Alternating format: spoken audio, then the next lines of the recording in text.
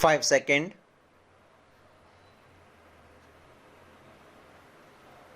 Start. This appeal arises out of a very unfortunate incident. A 4-year-old child was studying in a nursery class at Maxford School, Dwarka, New Delhi. The alleged incident occurred on 17th November 2017.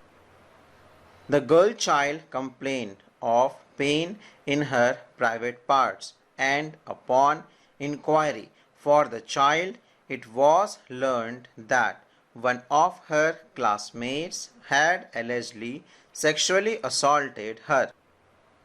Therefore, a first information report was registered under Section 376 of the Indian Penal Code 1860 and Section 21 of the Protection of Children from Sexual Offences Act 2012, for short POCSO Act. The police, after investigation, filed a charge sheet. 2 protest petitions were filed by the complainant, second respondent mother of the victim child.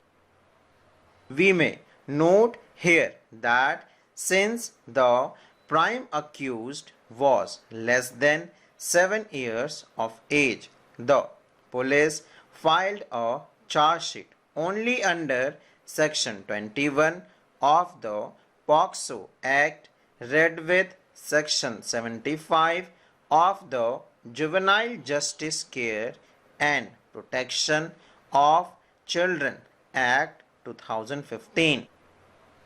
The charge sheet was filed against 4 persons: the principal of the school, 2 teachers, and the vice chairman, officiating chairman of the managing committee which runs the school. The person appellant is the chairman of the managing committee. On the basis of the second protest petition, the learned special judge issued a summons to the appellant. The present appellant challenged the order by filing a revision application, which was dismissed by the High Court by the impugned order. The Special Court firstly observed that the appellant, being the chairman, was responsible for implementation of the guidelines issued by the Directorate of Education on 15 September 2017, which made it mandatory to install sufficient number of CCTV cameras in the school premises so as to mandatorily cover all classrooms, labs, corridor, parking, library, areas outside washroom, etc. The Special Court found fault with the appellant on the ground that the CCTV cameras were not installed in accordance with the guidelines, and therefore negligence was attributed to the appellant. The learned senior counsel appearing for the appellant has invited our attention to Section 75 of the JJ Act.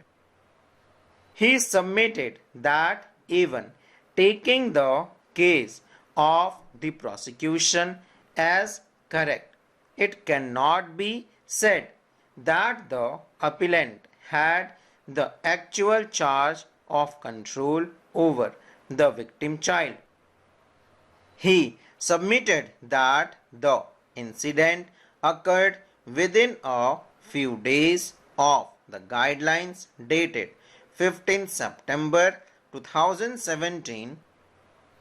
Therefore, when the incident occurred, the CCTV cameras were not installed, which was done subsequently.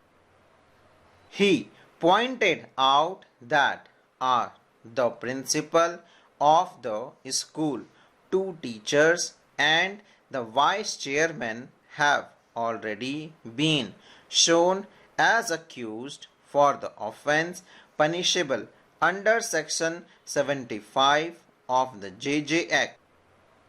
We also heard the learned additional Solicitor General who appeared for the respondent state.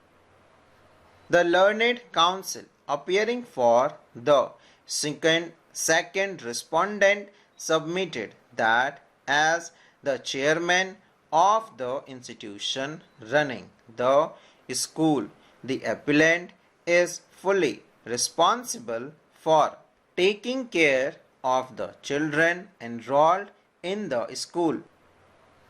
As the chairman, the appellant had full control over the school, and that is how Section 75 of the JJ Act applies. He submitted that the appellant is morally responsible for ensuring that such an incident does not happen in the school.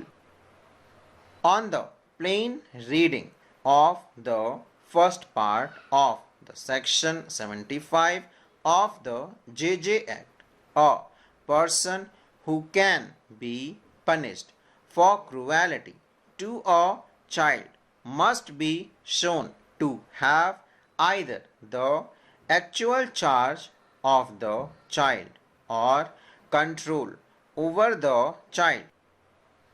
The reference to the child in Section 75 is to the victim of the offence. The appellant was the chairman of the managing committee which runs a school which has classes from KG to 12th standard. Therefore, it is impossible to even allege that the appellant, being chairman of the managing committee, had the actual charge of all the children studying in the school run by the institution.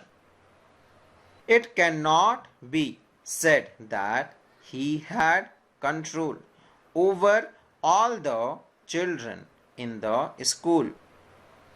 He may have control over the management of the institution which runs the school. That does not give him control over every child studying in the school. While considering the applicability of Section 75 of the JJ Act, we are not concerned with the moral responsibility of the school's management. Assuming that the appellant was morally responsible, Section 75 of the JJ Act cannot be applied unless it is shown that the appellant had the actual charge of the victim child or control over the victim child. Therefore, taking the case made out by the state as well as the second respondent as correct by no stretch of imagination, Section 75 of the JJ Act could have been applied against the appellant.